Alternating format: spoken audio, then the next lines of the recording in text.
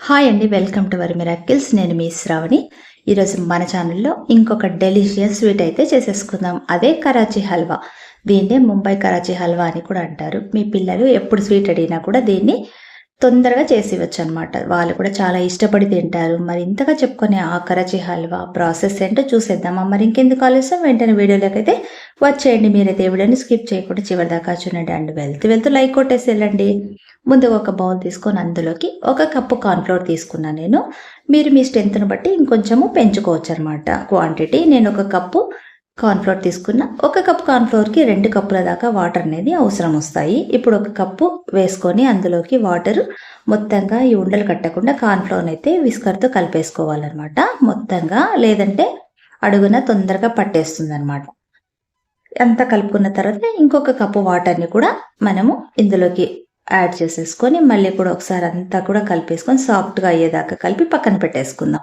తర్వాత స్టవ్ వెలిగించుకొని స్టవ్ పైన పాన్ పెట్టుకొని 1 కప్పు కార్న్‌ఫ్లోర్‌కి 2 కప్పుల దాకా పంచదార అవసరం వస్తుంది. అలాగే హాఫ్ కప్పు వాటర్ వేసుకొని ఈ చక్కెరని పూర్తిగా కలిపేదాకా కూడా లో ఫ్లేమ్ మీదనే కలుపుతూ ఉండాలి. ఇలాగే హై ఫ్లేమ్ పెట్టుకుంటే తొందరగా ముదురు పాకం అనేది వచ్చేస్తుంది అండ్ మాడిపోతుంది కూడా. సో, కాబట్టి మనము లో టు మీడియం ఫ్లేమ్ మీదనే చక్కెరని పూర్తిగా స్లోగా కరగనివ్వాలనమాట. చూడండి, పూర్తిగా కరిగిపోయింది కదా చక్కెర అనేది. ఇలా నురగ వచ్చేటప్పుడు మనం ఇందులోకి మనం కలిపి పక్కన పెట్టుకున్న కార్న్‌ఫ్లోర్ వాటర్‌ని మళ్ళీ కూడా ఒకసారి వేసే ముందు కలిపేసుకోవాలి. లేదంటే పైన వాటర్ అనేవి తేలి ఉంటాయి కాబట్టి ఒకసారి అంతా కలిపేసుకొని వేసుకున్నట్టయితే మనకు ఎలాంటి ఉంటలనేది ఫామ్ అవ్వకుండా పర్ఫెక్ట్‌గా మనకు ఈజీగా బాగా పర్ఫెక్ట్‌గా వచ్చేస్తుందనమాట హల్వా అనేది. ఇలా మనము కలుపుతున్నట్టయితే కాసేపటి తర్వాత, అంటే దాదాపుగా 10-15 మినిట్స్ తర్వాత మనకు ఈ కన్సిస్టెన్సీ ఇలా దగ్గర పడ్డమైతే మనం చూస్తామనమాట. చూడండి, రాను చాలా థిక్‌నెస్ వచ్చేసింది కదా! చూడండి ఎంత థిక్‌నెస్ వచ్చింది కదా! ఇప్పుడు మనం ఇందులోకి ఒక 2 స్పూన్ల దాకా ముందుగా నెయ్యి అయితే యాడ్ చేసేసుకుందాం. నెయ్యి వేసిన తర్వాత మళ్ళీ ఒకసారి అంతా కూడా ఎక్కడ కూడా అతుక్కోకుండా చుట్టూ కూడా యాడ్ చేసుకున్నది కూడా మిడిల్‌లోకి తీసేసుకొని అంతా ఇలా కలిపేసుకుందాం అనమాట. సో, కలుపుతూనే ఉండాలి కంటిన్యూయస్‌గా. ఇప్పుడు ఫ్లేవర్ కోసం అయితే నేను పావు టీ స్పూన్ దాకా యాలకుల పొడి వేసుకున్నా. అలాగే పావు టీ స్పూన్ దాకా రెడ్ ఫుడ్ కలర్ వేసుకున్నా. మీరు కావాలంటే గ్రీన్ వేసుకోవచ్చు, లేదంటే ఆరెంజ్ కూడా వేసుకోవచ్చు. నేనైతే రెడ్ యాడ్ చేసేసాను. ఈ కలర్ వేసిన తర్వాత మళ్ళీ ఒకసారి కలిపి అలాగే మిగిలి ఉన్న నెయ్యిని కూడా అంతా కూడా యాడ్ చేసేసి మళ్ళీ కలుపుతున్నాననమాట. ఈ హల్వా కోసం అయితే నాకు దాదాపు 1 కప్పు దాకా నెయ్యి అనేది పట్టింది. ఈ హల్వాలోకి ఎంత నెయ్యి వేసుకుంటే మనం అంత టేస్ట్ అనేది డబల్ అవుతుందనమాట. చూసారు కదా, నెయ్యి అనేది పైన తేలుతా ఉంది. ఇప్పుడు చివర్లో దీంట్లోకి మనం సన్నగా ముక్కలు చేసి పెట్టేసుకున్న డ్రై ఫ్రూట్స్‌ని అయితే వేసుకున్నాననమాట. వేసిన తర్వాత కూడా మళ్ళీ ఒకసారి అంతా కూడా స్లోగా లో ఫ్లేమ్ మీదనే అంతా కలిపినట్టయితే ఈ కన్సిస్టెన్సీ ఇంకా కొంచెము థిక్‌నెస్ అయ్యి ఇంకొంచెం దగ్గర పడుతుందనమాట. పూర్తిగా పాన్ నుంచి సెపరేట్ అయ్యేదాకా కూడా మనం ఇలాగే కలుపుతూ ఉండాలి.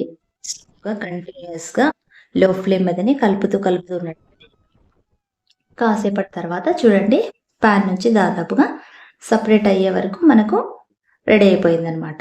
ఈ లోపుగా మనము ఒకటి కంటైనర్‌లోకి నెయ్యి అనేది అప్లై చేసుకొని పెట్టుకున్నట్టయితే మనం దీన్ని అందులోకి వెంటనే ట్రాన్స్‌ఫర్ చేసేసుకోవచ్చనమాట. చూసారు కదా, వెంటనే నేను కంటైనర్‌లోకి ట్రాన్స్‌ఫర్ చేసేసుకున్నా. అండ్ దీన్ని ఈవెన్‌గా మొత్తంగా ఒకసారి స్పాచులాతో స్ప్రెడ్ చేసినట్టయితే మనం ఎలా స్ప్రెడ్ చేస్తే అలాగే పర్ఫెక్ట్‌గా షేప్స్ అనేవి బాగా వస్తాయన్నమాట. ఇప్పుడు ఇందులోకి లుక్ బాగుండడం కోసం నేను ఇంకా కొన్ని డ్రై ఫ్రూట్ ముక్కలనైతే యాడ్ చేసుకుంటున్నాను. ఇది పూర్తిగా మీ ఆప్షనే. ఇలా చేయడం వల్ల ఇంకొంచెము హల్వా అనేది బాగుంటుందన్నమాట. చూడటానికి అండ్ తినడానికి కూడా సాఫ్ట్‌గా, టేస్టీగా బాగుంటుందన్నమాట. ఇలా చేసిన తర్వాత దీన్ని ఒక 5 అవర్స్ పాటు వదిలిపెట్టేసాము. పూర్తిగా చల్లారబెట్టేసుకోవాలన్నమాట.